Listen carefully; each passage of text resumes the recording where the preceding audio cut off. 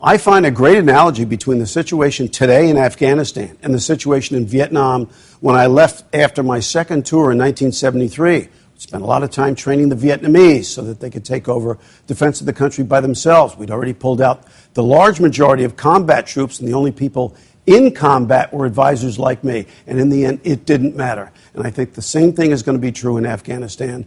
We'll train the troops, we'll take all the combat troops out, and in the end, it will not matter.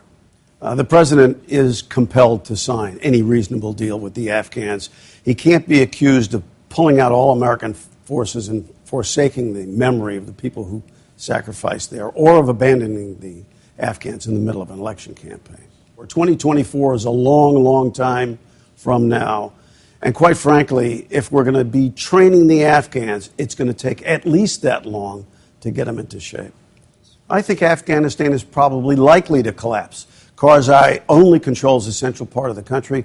Areas like Kandahar and those places near the Pakistani border are either under Taliban control or will ultimately be under Taliban control. I think the country is going to fragment no matter what we do. Well, we're not there to combat the Taliban. We're going to train Afghan units, and we're going to provide a measure of logistical support. 9,000 or 48,000 American troops in Afghanistan are not going to change the tide of war.